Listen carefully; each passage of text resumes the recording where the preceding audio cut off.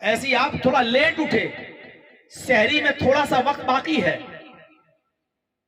آنکھ لگ گئی نہیں اٹھ پائے، اٹھے تو سحری کا ٹائم ختم ہونے والا ہے، ابھی ہوا نہیں ہے، فوراً بیٹھ جاؤ سحری کرنے کے لیے۔ سحری کرنے میں 2-3 لقمہ آپ نے کھایا اور فوراً سحری کا ٹائم ختم ہو گیا، مسجد سے آواز آئی سحری کا ٹائم ختم ہو چکا ہے یا اذان کی آواز آئی، تب چھوڑو نہیں، آپ اتنا کھا لو جتنے میں آپ سمجھ سکو کہ میں دن بھر بھوکا اور پیاسا رہ سکتا ہوں، اتنی پرمیشن ہے شریعت کے اندر، اتنی اجازت ہے۔ چھوٹے چھوٹے مسئلوں کی مصلحت جب سمجھتے ہیں ہم نا، تب پتا چلتا ہے کہ کیا ہوتا ہے۔ یہ بیڑیوں کے دھندے کرنے والے، اسمیک اور گانجے کی سپلائی کرنے والے، براؤن سگر استعمال کرنے والے اور اسی کو اپنا بزنس بنانے والے، ذرا تصور کریں کہ جنت سے ہم کتنا دور ہیں، جنت سے ہم کتنا دور ہیں۔ قیامت کے دن اپنے رب کے سامنے ہم کیا جواب دیں گے؟ سود اور بیاج کھانے والے، چناؤ کے موقع پر سٹا لگانے والے، میچ کے موقع پر سٹے بازی کرنے والے، ذرا تصور کریں کہ اپنے رب کے سامنے کھڑے ہوتے وقت یا اپنے نبی کو تو چھوڑو، اپنے مولویوں کو بھی منہ دکھانے کے لائق نہیں ہوں گے، کتنا دور ہے یہ فکر آخرت سے، ذرا تصور کرو۔ ابو بکر صدیق کہتے ہیں میری بیوی تم نے اتنا روز بچایا، 1 مہینے میں تم نے یہ 2 کلو اناج بچا لیا، اس کا مطلب اس 2 کلو کے بغیر بھی میرے گھر کا گزر بسر چل گیا۔ کہنے لگی ہاں، لیکن کہنا کیا چاہتے ہو؟ فرمایا کہنا یہ چاہتا ہوں کہ اتنا مجھے زیادہ ملتا تھا، اگر بیت المال سے مجھے اتنا کم ملے گا تب بھی مجھے گزر بسر چلے گا۔ جاتے ہیں اور بیت المال میں وہ 2 کلو اناج جمع کر دیتے ہیں اور بیت المال کے کیشیئر سے کہتے ہیں کہ جتنا تم مجھے پورے مہینے کا راشن دیتے ہو اس میں سے 2 کلو کم کر لو، اتنا کم کر لو، اب مجھے اتنا کم دیا کرنا کیونکہ میرے گھر کا گزر بسر اتنے کم میں بھی چل گیا۔ گھر پہ آئے، بیوی نے کہا مٹھائی لائے؟ کہا نہیں۔ کہا وہ 2 کلو اناج کہاں گیا؟ کہا بیت المال میں جمع کر دیا۔ کہا کیوں؟ کہا میری بیوی یہ سارے مسلمانوں کی امانت ہے، تیرے شوہر کو مسلمانوں کی امانت میں خیانت کرنا منظور نہیں تھا، مر جانا پر مجھے پسند ہے لیکن خیانت کرنا پسند نہیں ہے، کل مجھے قیامت کے دن اپنے رب کو جواب دینا ہے۔ سوچئے یہ تھی آخرت کی فکر۔ وَلْتَنْظُرْ نَفْسٌ مَا قَدَّمَتْ لِغَدٍ، ہر انسان کو سوچنا چاہیے کہ کل قیامت کے دن کے لیے اس نے کون سی تیاری کی ہے۔ اس منظر کو دیکھنے کے بعد ہم ذرا اپنے آپ غور کریں، ہم کہاں کھڑے ہیں، ہماری حیثیت کیا ہے، ہم کہاں کھڑے ہیں، ہم اپنے آپ کو مسلمان کہہ سکتے ہیں؟ ذرا سوچو، ابو بکر صدیق کے اس واقعے کو سننے کے بعد ہم اپنا اندازہ لگا کر دیکھیں کہ ہمارا اسٹینڈ کیا ہے، ہم کہاں کھڑے ہیں۔ کیا ہم ان کے پیروں میں لگی ہوئی مٹی اور دھول کا بھی مقابلہ کر سکتے ہیں؟ کیا ان کے جوتے میں لگی ہوئی مٹی کا بھی مقابلہ ہم کر سکتے ہیں؟ تقوی میں، خوف خدا میں، قیامت کے دن کے ڈر میں اور عذاب جہنم اور عذاب قبر میں، کیا ہم ان کے پیروں میں لگی ہوئی مٹی کے بھی مقابلے میں ہیں؟ ذرا تصور کرو کہ ہماری حیثیت کیا ہے، ہم کہاں کھڑے ہیں۔ ہر آدمی کو سوچنا چاہیے، یہ احساس اپنے اندر کرنا چاہیے، کیونکہ مرنا فیکٹ ہے، یہ سچ ہے کہ مرنا ہے، یہ فیکٹ ہے کہ مرنا ہے، یہ سچ ہے کہ مرنا ہے، اور جتنا بڑا یہ سچ ہے اس سے بڑا کوئی سچ نہیں ہے۔ کسی کمیونسٹ کو کھڑا کر کے پوچھو تو وہ اللہ کا انکار تو کر دے گا۔ دنیا میں بہت سے ایسے لوگ ہیں جبکہ جانتے ہیں کہ بغیر کوئی وجود کے کوئی چیز وجود میں نہیں آتی۔ یہ مائک ہے، یہ وجود میں آیا ہے، مائک دیکھنے سے پہلے ہمارا دماغ کہے گا مائک بنانے والا کوئی ہے۔ گھڑی ہے، یہ نظر پڑتی ہے میری، اس سے پہلے یہ اندازہ ہو جاتا ہے کہ اس گھڑی کا بنانے والا بھی کوئی ہے۔ یہ دنیا جس میں ہم ہیں اس سے پہلے ہماری کھوپڑی کہتی ہے، ہمارا دماغ کہتا ہے کہ دنیا کا بنانے والا کوئی ہے۔ اس کا انکار نہیں کیا جا سکتا، لیکن اللہ کا انکار کرنے والے بہت مل جائیں گے، کہیں نہیں اللہ نام کی کوئی چیز نہیں ہے، ہم نہیں مانتے کسی اللہ کو۔ میرے بھائیوں، اللہ کا انکار کرنے والے آج لاکھوں لوگ مل جائیں گے دنیا میں، لیکن ان انکار کرنے والوں سے بھی اگر آپ پوچھو کیا دنیا میں کوئی ایسا ہے جس کو مرنا نہیں ہو، تو وہ بھی انکار نہیں کر پائے گا، وہ بھی یہ کہے گا کہ نہیں مرنا سب کو ہے۔ تصور کیجئے کہ موت کتنی بڑی سچائی ہے۔ نبی کا انکار کرنے والے ملیں گے، اسلام کا انکار کرنے والے ملیں گے، اللہ کا انکار کرنے والے ملیں گے، لیکن موت کا انکار کرنے والا دنیا میں کوئی نہیں ملے گا، کوئی نہیں۔ اس کا مطلب یہ ہے کہ سب سے بڑی حقیقت اور سب سے بڑی سچائی ہے کہ جو یہاں ہے اس کو جانا بھی ہے۔ ہم اور آپ زندگی کی اس ٹرین پر بیٹھے ہوئے ہیں، زندگی کی اس ٹرین پر بیٹھے ہوئے ہیں جس کی آخری منزل قبرستان ہے۔ جیسے دلی سے اور ہاوڑا ٹرین چلتی ہے، دلی سے کوئی بیٹھا ہاوڑا میں آ کر رک گئی، اس سے آگے نہیں جائے گی کیونکہ اس کی آخری اسٹیشن ہاوڑا ہے، ہاوڑا سے چلی اور دلی رک گئی، اب دلی سے آگے نہیں جائے گی کیونکہ لاسٹ اسٹاپیج اس کا دلی ہے۔ ہمارا لاسٹ اسٹاپیج قبرستان ہے۔ ہم اور آپ زندگی کی جس گاڑی پر بیٹھے ہوئے ہیں، جس ٹرین پر چل رہے ہیں، اس کا آخری اسٹاپیج قبرستان ہے۔ یہ الگ بات ہے کہ زندگی کی جس ٹرین میں ہم بیٹھے ہوئے ہیں، کسی کی منزل 2 دن پہلے آ جاتی ہے اور کسی کی منزل 2 دن کے بعد آتی ہے۔ یہ الگ بات ہے کہ کسی کی اسٹیشن آج آ گئی اور کسی کی اسٹیشن کل آنے والی ہے، لیکن جانا سب کو ایک ہی منزل پر ہے، جانا سب کو ایک ہی مقام پر ہے اور سب کا اسٹاپیج وہی قبرستان ہے۔ فَلَوْلَا إِذَا بَلَغَتِ الْحُلْقُومَ وَأَنْتُمْ حِينَئِذٍ تَنْظُرُونَ۔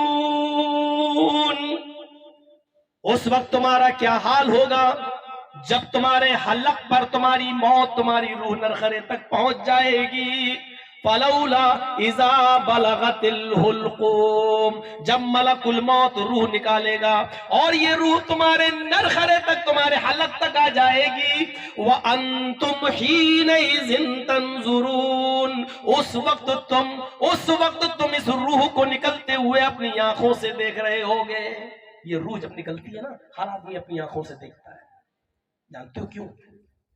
اب سنو، بہت قیمتی چیز، روح جب نکلتی ہے تو سب سے پہلے یہاں سے نکلتی ہے۔ ملک الموت جب کسی کی روح قبض کرتا ہے، روح جب نکالتا ہے تو روح کہاں سے نکلتی ہے؟ سب سے پہلے نیچے سے، پیر کے تلوے سے کھینچتا ہے، روح یہاں تک آتی ہے، کھینچتا ہے یہاں سے تو یہاں تک آتی ہے۔ آپ دیکھیے گا کسی بھی مرنے والے کے پاس بیٹھ کر سب سے پہلے اس کے نیچے کا حصہ بیکار ہوتا ہے، بے جان ہو جاتا، کام نہیں کرتا، کیونکہ روح یہاں سے نکالی جاتی ہے۔ یہاں سے جب روح نکلتی ہے تو پہلے پیر کا حصہ کام کرنا بند کرتا ہے، پھر ٹخنا کام کرنا بند کرتا ہے، پھر یہ روح نکلتے نکلتے ایڑی تک آ جاتی ہے، ایڑی سے نیچے کا حصہ بے جان ہو جاتا ہے، پھر روح نکالتے نکالتے گھٹنے تک آتی ہے، گھٹنے سے نیچے کا حصہ کام کرنا بند کر دیتا ہے، پھر گھٹنے سے نکل کر ران پر آتی ہے، پھر ران سے نکل کر کمر تک لاتا ہے روح کو، پھر کمر سے نیچے کا حصہ بے جان ہو جاتا ہے، کام نہیں کرتا، پھر سینے تک کھینچ کر لاتا ہے، سینے سے نیچے کا حصہ کام کرنا بند کر دیتا ہے، پھر یہ روح نکلتے نکلتے حلق تک پہنچ جاتی ہے تو حلق سے نیچے کا حصہ کام کرنا بند کر دیتا ہے، اور جب حلق تک پہنچتی ہے اور حلق سے جب نکالتا ہے تو آدمی کی آنکھیں پھٹ جاتی ہیں۔ دیکھیے گا انتقال کے وقت آنکھیں بڑی ہو جاتی ہیں ایسے، جب اس کی آنکھیں پھٹ جاتی ہیں، جب روح فرشتہ نکالتا ہے اس وقت وہ اپنی آنکھوں سے روح کو نکلتے ہوئے، ملک الموت کو، روح کو کھینچتے ہوئے وہ دیکھتا ہے ایسے کر کے، اور اسی وقت وہ دیکھ لیتا ہے کہ اس کے پاس رحمت کے فرشتے کھڑے ہیں یا عذاب کے فرشتے کھڑے ہیں۔ مرنے والا مرنے سے پہلے اپنی روح کے بارے میں سمجھ جاتا ہے کہ میرا ٹھکانہ کہاں ہوگا، میری روح کو علیین میں ڈالا جائے گا یا سجین میں ڈالا جائے گا۔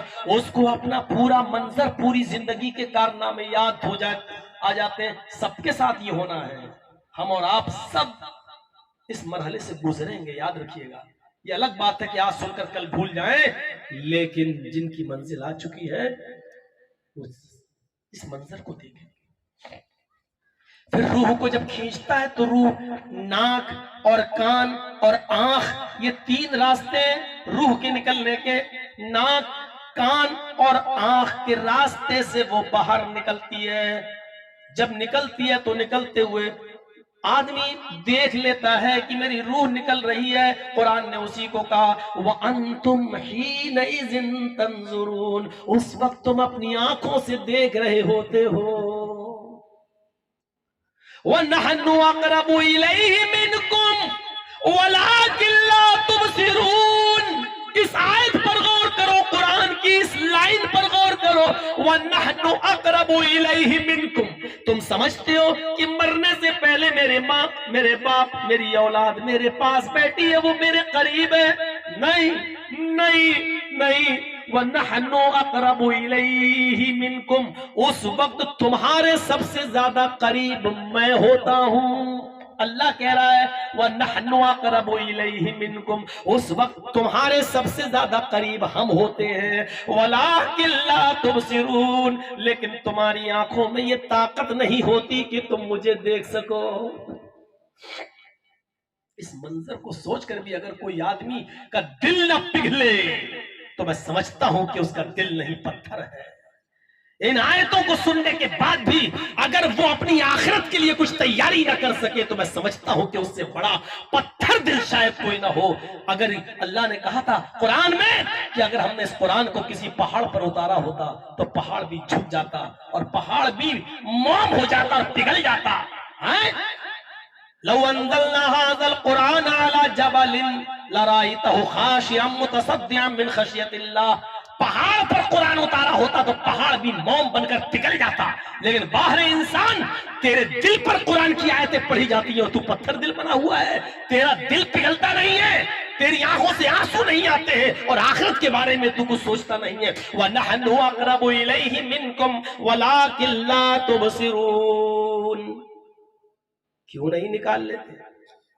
اس وقت ہم سب سے زیادہ قریب ہم ہوتے ہیں، تمہارا باپ، تمہاری ماں، تمہاری اولاد، تمہارے رشتہ دار تمہارے قریب نہیں ہوتے، اس وقت جتنا قریب ہم ہوتے ہیں کوئی نہیں ہوتا، لیکن تمہاری نگاہیں، تمہاری آنکھیں ہمیں دیکھ نہیں سکتی، تمہاری آنکھیں، تمہاری نگاہیں ہمیں دیکھ نہیں سکتی۔